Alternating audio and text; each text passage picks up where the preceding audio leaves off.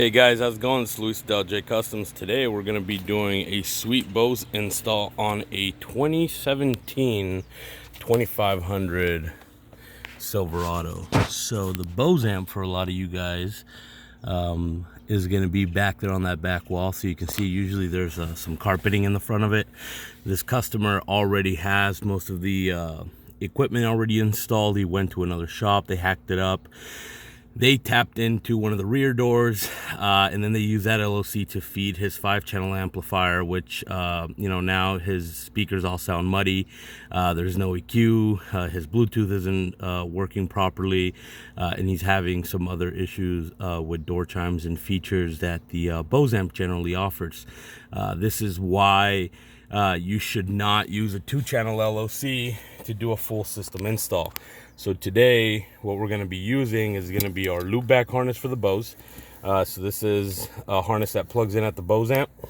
Amplifier, like any of the audio controls, any of the JL, the Kicker KXs, the very important note is that the amplifier, if you're going to go direct, or the L.L.C or the DSP, has to be able to take at least 14 volts of line level signal. Otherwise, you're going to have some problems there.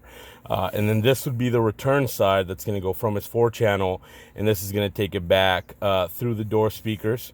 In this case, we're going to loop the tweeters right back through, so we're going to let the Bose amp go back to having control of the tweeters. This way, we're not going to be amplifying any chimes. In most cases, if you wanted to run an active system, this would also be a part of the feed into the DSR1 or into a line level converter like an L.C or an L.C 8i, and those will give you control over the chimes as well. Obviously, based on the output signal strength that you put into your amp is how strong those frequencies are going to be on that channel. They also, audio control makes the L.C 61200, which gives you the ability to control those chime levels on those certain parts. So this here's a DSR1. We're going to one-handed open it here. There we go. So you got the DSR1 here. It's rather small. It's not that big. We got a plug on one side, which is going to be our output. That comes with the RCA caps, and then you got your input. Obviously here it asks you, are you going to go in low level or high level? We're going to go in high level, so that's like the most important part because we don't want to destroy anything. And then obviously here at the bottom of the box, here we go. This is going to be your output. So this little plug is going to plug into your output. RCA is on over to your amplifier or amplifiers, depending on what you're doing. And then obviously you have SPDIF input, and then you have aux input. So the aux input is if you want to run an RCA to aux cord, run it up to the center console of your vehicle somewhere, and then you can go directly in from your phone, or if you still have an iPod, you can go directly in from your iPod and go directly into the DSR that goes directly to the amp. It bypasses all the factory systems. So if you have an older vehicle, so you have a classic, and you want to keep the factory radio, but you want to be able to get that modern music from your phone or from your tablet, from whatever, you can then hook it up through that. You can also go in through a Bluetooth dongle from your phone into that goes into aux, and then that'll take care of that. So there's 101 possibilities with the DSR1. Again, for the price that it is, it delivers on everything. We've never had a problem with it. There was some issues with turn off pop, and I believe that they fixed that through a software issue. So again, I mean, not everything's perfect 100% of the time, but they're pretty much set now. I don't think they've done an update in a while, so they should be good to go. So anyways, we're going to go ahead and remove the seat. The best way to remove these seats, or at least to where I need to get to, there's going to be two 10mm bolts. There's going to be one right here that you can see is kind of sticking out, and then there's going to be this one right up here. So we're going to remove those. That's going to separate both of these seats, and that's going to allow me to just take out that second seater that we have over there, because that's where basically everything's at. I'm going to get in there and I'm going to repair everything, because as you guys can see, they used looks like tape, butt connectors, and maybe some wire nuts I saw on the other side, some house electrical wire nuts. All right guys, so I got the seat removed. There's 4 bolts for this one. There's one back there, there's one right here. They're 18mm, and then you have one here, and then one here, and then like I said, you're going to remove those two 10mm over there to get that removed. The seat does have 2 hooks here, So you're just gonna have to pry up on that. These are supposed to have a rubber gasket on it that keeps the seat from shaking, but they obviously did not put that back neither. And here's what we got to deal with. This is how this was hanging out back here. I guess they didn't use this one. I don't know what happened there. And then they have the other one that they're using. This one's hooked up. They got some RCAs here, and then they just have some other stuff laying around back here. And then they grabbed these RCAs, they just stuck them in underneath the carpet. So I don't know what's going on here, or what happened here, or what didn't happen here. I hate talking smack about other shops, but this is kind of the reason why our business exists, is because I got tired of how shops were doing mine and my wife's cars, and so here we are. So I understand that some of the harnesses are not ideal.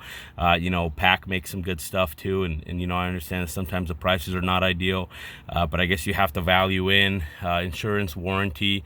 You know, if you have that on your vehicle, if you're going to have that on your vehicle, if your vehicle's a lease, then you know, that's something to just consider. So let's go ahead, and I'm going to go ahead and repair this. We'll come back, we'll plug in our equipment here, and then we'll go into this amp. We'll come back out of the amp into our system, and then all right guys, so it's all hooked up. We got it back to factory.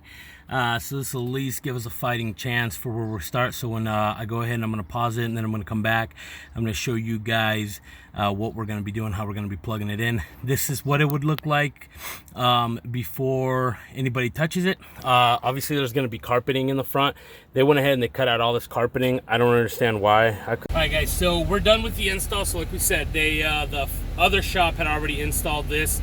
We went ahead and we put some silicone in, so we covered up those holes that were in the back. They pre-drilled for some reason. We also went ahead and put some silicone back here to make sure that these existing ones don't leak. We went ahead and changed everything except the subwire that they had. So we have the DSR1 back here. We went ahead and we plugged in our loop harness. We went ahead and put some shrink tube over the RCA so they don't touch, cause any interference into anything. On the factory Bose amp, we went ahead and we did the connections. So what we're gonna go over real quick is if you have the factory amplifier, so you have the Bose amplifier, or you have a vehicle, some of the new Cadillacs, some of the Trail Bosses, some of the Blazers, they're coming out with an amplifier, but it's not a Bose amplifier. That's okay, our harness works. The only difference is this has the Bose tuning, so it's tuned to the cab of the vehicle. Those are just amplifiers for the speaker to be a little bit louder, or they have multiple speakers. They have more than 4 speakers or more than 5 speakers, and so they add an amplifier to carry the power that the head unit can't carry. So if you order one of our Bose T-Harness, which is this product right here, it comes with the remote turn on. We talked about it earlier.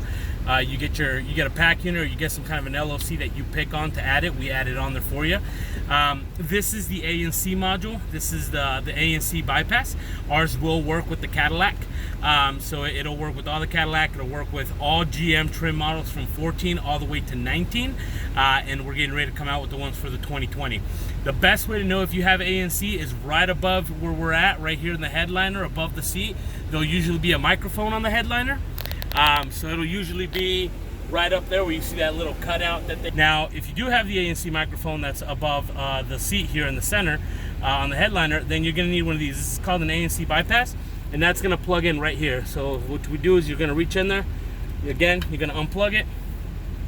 You're going to plug ours into it, and then you're going to go ahead and just plug it right back in. And that right there is going to bypass the ANC microphone system, so that way you don't have to get in the headliner and tear the headliner down, or again, cut your wires.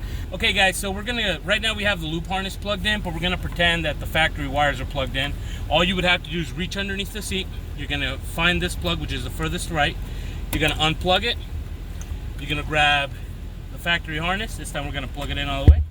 That's gonna plug in. You're gonna grab this one. You're gonna go ahead and go here. You're gonna plug it in. Those are the subs coming on from the power. Now we have the L.L.C in line, and now we have the light. So the light is on. That'll stay on for about 5 minutes after you turn off the vehicle. The vehicle's on right now. So it'll turn on as soon as you unlock the doors or you open a door, and it'll turn off about 5 to 10 minutes depending on the vehicle after you close the door or you lock the door or you leave the doors open and nobody gets on the seats, because the driver and the passenger seat have weight sensors for the airbags.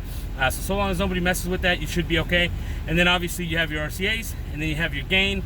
For these pack units, we recommend you just turn it all the way up because they only give out about a 1.7 signal, and that's really not a lot.